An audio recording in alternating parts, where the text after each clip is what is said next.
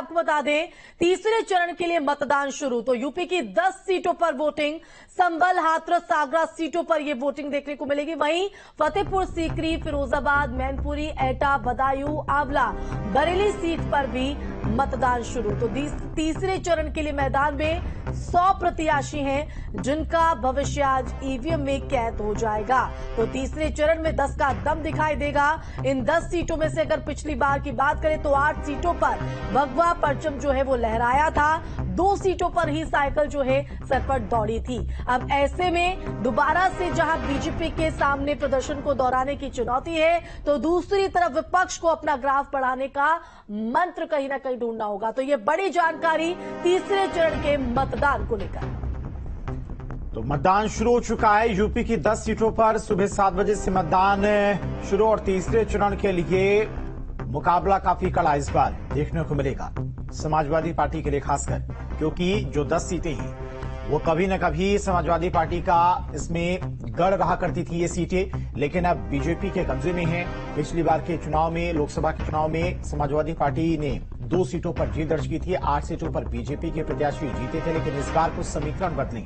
कई जगहों पर बीजेपी ने अपने प्रत्याशी बदली हैं। ये अलग अलग जगहों से हमारे जो तमाम रिपोर्टर्स हैं ग्राउंड पर हैं, वो तस्वीरें आप तक पहुंचाते रहेंगे। संभल, हाथरस, आगरा, फतेहपुर सीकरी, एटा, फिरोजाबाद, मैनपुरी, बदायूं, बरेली और आंवला, इन सीटों पर आज मतदान किया जा रहा है। मतदान शुरू हो चुका है, 7 बज गया चुकी, 7 बजे से मतदान शुरू हो चुका है। हर एक बूथ से, हर एक लोकसभा क्षेत्र के तमाम समीकरणों को आप तक हम पहुंचाएंगे और मतदाताओं में किस तरह का उत्साह है वो भी आपको दिखाएंगे। हर एक तस्वीर, हर एक बूथ से सबसे पहले न्यूज स्टेट पर आपको देखने को मिलेगी। और चलिए, संभल से संवाददाता उवैस और आगरा से विनीत हमारे साथ जुड़ गए हैं। उवैस, सबसे पहले अगर बात करें तो मतदान को लेकर क्या कुछ तस्वीरें देखने को मिल रही हैं संभल में?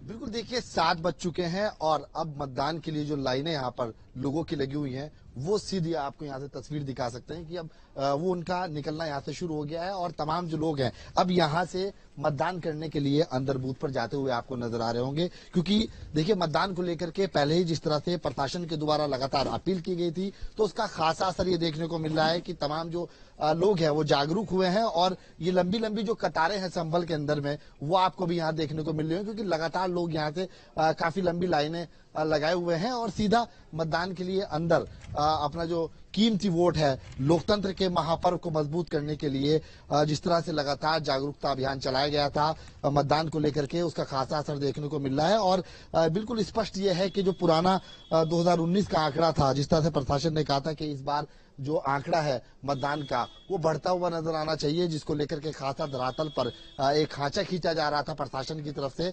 अब वो साफ हो जाएगा कि आज कितना प्रतिशत संभल के अंदर में मतदान हुआ, क्योंकि संभल लोकसभा सीट वो लोकसभा सीट है जिसको समाजवादी पार्टी का गढ़ कहा जाता है। 94 साल की उम्र में यहाँ पे डॉक्टर शफीकुर रहमान बर्क जो यहाँ से सांसद थे, उन्होंने जो संसद के अंदर में मुस्लिम समुदाय के लिए हुंकार वहां से भरते थे, उनकी आवाज को लौटेंगे और अब मतदाताओं से भी जरा बात करने की कोशिश कीजिएगा, लेकिन इससे पहले हम आगरा का भी रुख कर लेते हैं।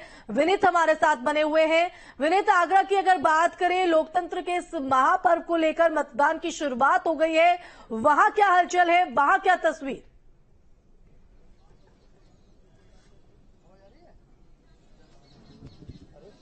बिल्कुल, देखिए, अगर तीसरे चरण की बात की जाए तो 10 लोकसभा सीटों में आगरा काफी महत्वपूर्ण मानी जाती है, हॉट सीट मानी जाती है। आगरा फतेहपुर सीकरी दोनों ही महत्वपूर्ण है। आगरा से प्रोफेसर एसपी सिंह बघेल जो कि केंद्रीय राज्य मंत्री भी है, वो यहाँ से भाजपा से प्रत्याशी है और लगातार दमखम से चुनावी मैदान में है।